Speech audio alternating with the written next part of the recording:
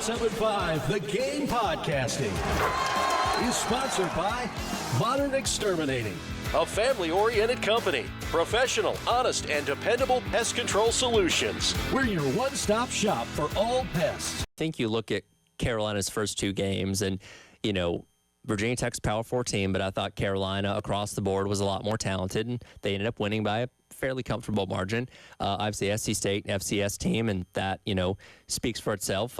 Competitive game, more than we were hoping it was going to be, but Carolina ends up pulling away there at the very end. But you have to play a lot better this weekend because you have a team, I don't know if they're on even footing necessarily, because I think Carolina might have more skill overall across the board, but you have a team that has the opportunity to, I think, push you a lot more than the prior two teams did. Yeah, absolutely, Tyler. You know, this is the first real test on the schedule, and, you know, it might wind up being one of the better SEC teams that you play this year. Vanderbilt, you know, I was listening in on the drive over here, you know, they're loaded. You know, this is the most talent Diego Pavia has had around him.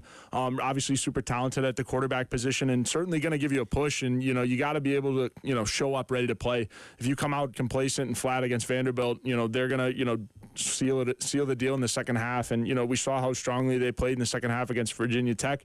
You know, clearly a disciplined team up there at Vandy under Clark Lee. So, you know, you got to be ready to play on Saturday.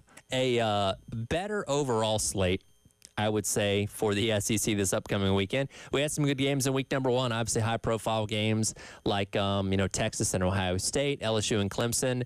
And for the most part, everybody kind of reverted back to playing cupcakes this past weekend, though some teams like Georgia and even South Carolina had tougher games than we thought they were going to against some of those easier opponents. The only conference game this past weekend was Ole Miss taking down Kentucky.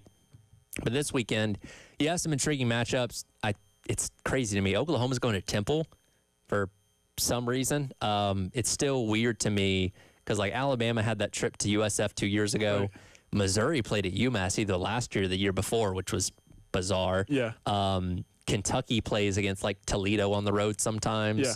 Like, that's always weird to me when SEC schools go on the road to these small schools. I still don't. They're playing at the Link, though. They are. Philadelphia. Well, because that's where Temple plays. Again, I was going to say, that's their home small venue. School, but then you're playing at the freaking Link. Yeah, and like, do a lot of Oklahoma fans travel for that to where it's a good crowd, or like, because when you typically watch like Temple games, I mean, is Philly a destination? They're not even half full. I got a really good Vanderbilt team coming in here, certainly the best Vanderbilt team that we've played in my time as the head coach. They're improved from last year, brought back 8 starters on defense. They've been in this system now for a while. They've got really good players on defense. Obviously, Pavia at quarterback makes them go. He brought back all of his top weapons. They went out in the portal and got a couple of receivers that have added an element to their offense. They seem to be more explosive in the passing game than they were last year. And 3 new offensive linemen that have come in from the other schools as well. So they've made their team better. They were already a good team that has added to it and has gotten better since last year, coming off a great win at Virginia Tech on Saturday night. They're really good on special teams. They always are, year in, year out. They've got multiple dangerous returners. They've got a guy that returned a kickoff for a touchdown last year against Tennessee to open the game. They were about one game-saving tackle or touchdown-saving tackle away against us from last year. Last year, returning a kickoff that we made a tackle on, or that one about popped out of there. So we've got a big challenge from a special team standpoint, and ton of respect for Clark Lee and the job that he's done there.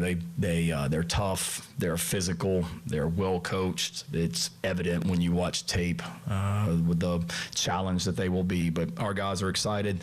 They were in a hostile environment, meaning Vanderbilt, last Saturday night in Blacksburg, Virginia, against Virginia Tech, and they handled it well. But we need to challenge our fans to make sure that Williams-Brice on Saturday night is even more hostile than what they faced in Blacksburg last Saturday night.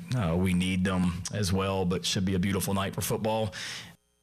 And again, this is a Vanderbilt team that is different than what you typically deal with, and one that you, in years past, don't give a lot of thought to. And I think we all have been conditioned when you look at the schedule, you see Vanderbilt, W, always. And again, Vanderbilt doesn't lose every single game every single year, but you just always assume that they're going to be the worst team in the conference. But now, in the past year, and here's the thing, I don't know past Diego Pavia, and if like Tim Beck were to take another job and take his offense with him, if Vanderbilt continues on being successful. But for now, they have a window of success. They have a window to capitalize on what they have experience-wise, what they have scheme-wise, and they're doing that right now.